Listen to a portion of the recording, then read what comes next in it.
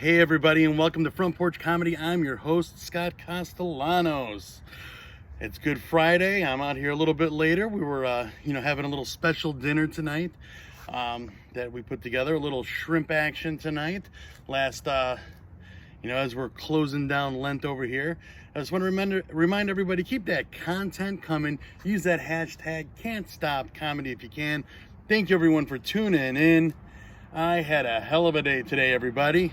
It was a rough one, as they Fridays sometimes tend to be. So I figured, you know what? I'm gonna take my aggression out on someone tonight in my comedy, and I decided I'm going after someone, and I'm gonna pick at them hard. So be careful for these racist jokes about to come up, people. All right. Hey everybody, it's shout out time. This is where I give a shout out to a small business and a local comedian. So first shout out is for the small business, and tonight I'm giving my shout out to Beer on the Wall in Uptown Park Ridge. Me and my family love Beer on the Wall. We meet friends there. We go there with our kids. They have a huge selection of craft beer, huge selection of craft sodas, and a whole bunch of other stuff. Wonderful thing about this place is a packaged goods kind of deal. So you can go there, buy 6er to go, or you can buy some and stay there and have it. And I think they even have some tastings there that we've partaken in a couple times ourselves. Also a great thing for the family, or even with friends, is we've done this many times where we'll go there, we'll get some food at one of the places next door, eat there, and then they have like old school Nintendo and some board games, and the kids can play that, or we can play with the kids, and we all just have a good time. It's a great time for all. Beer on the Wall, Uptown Park Ridge. Check it out.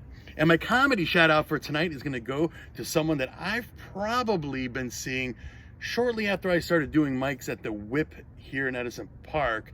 But then I've seen him everywhere else. I mean, literally every mic I've gone to, he's there, and everybody there knows him too. That's the best thing. Talbot Steele is his name. Easy to remember that name, Talbot Steele. It's like a 80s action star or a porn star kind of name. Great name. He's got some really funny material. He hosts a mic out in West Chicago at the Oasis. Hopefully those will get back up and running. I know I've gone to that mic a couple times over the years, and it's been pretty darn good. Thanks for hosting that, Talbot. But Talbot Steele's hilarious, very relatable.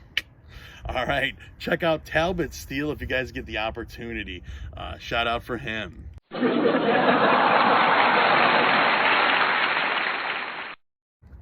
Hey, now it's joke time, everybody. Time for me to sling some yucks right now. So, without further ado, here's your comedian, Scott Castellanos. Hey, how you doing? Hey, how's everybody doing out there? I'm Scott Castellanos. Wonderful to see everyone. All this time, all quarantined up, I'm over here thinking to myself, I got a lot of crazy thoughts going in my head. And, I started thinking about racists.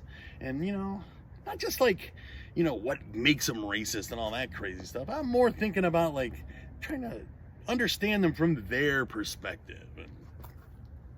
I was wondering, do racists ever feel like they're discriminated against?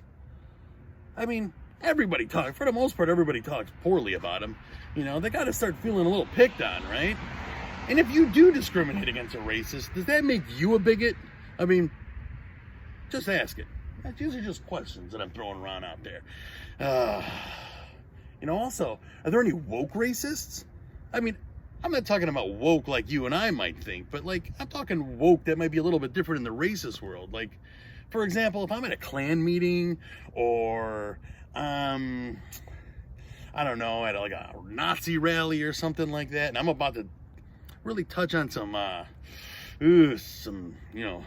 sensitive subject matter, do I have to yell trigger warning, so these guys can manage their sensitivities and their emotions, and they can feel okay. I want to be courteous of them, just like I would anyone else. Are there different classes of racists? Like, for example, in the Ku Klux Klan, the KKK, are the hoity-toity rich KKK people? Do they have a higher thread count on their sheets? I don't know. These are questions I think about. What about Scottish Klans people, huh? Do they wear plaid sheets? I don't know. You'd think they would. Just fits right in. What about white trash racists? Do they wear dirty sheets, and do they cut the sleeves off? And do the ladies of the white trash Klansmen, do they wear fitted sheets, but 2 sizes too small maybe when they go to Walmart, you know, so their butt cheeks hang out?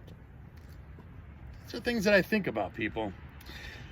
When I was younger, I used to hear this term reverse racist a lot, or reverse racism. And in my mind, what that meant was that it's the opposite of racism. So I thought maybe these people loved everybody. Made sense to me, you know. Opposite of love is hate, right? Okay, so. But then I came to find out later on, you know, this is just how I was reconciling it when I was younger, was that this term reverse racism actually mostly meant like when a minority didn't really care for old whitey too much, you know? You know, so I was like, okay, so I started, as I was reconciling this in my head, I'm thinking, okay, so white equals racist, racist equals white. I'm white, but I'm not racist. So then I thought, okay, so I'm not white, I just look like one.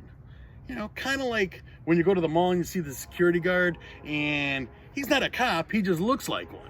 Exactly what I'm talking about.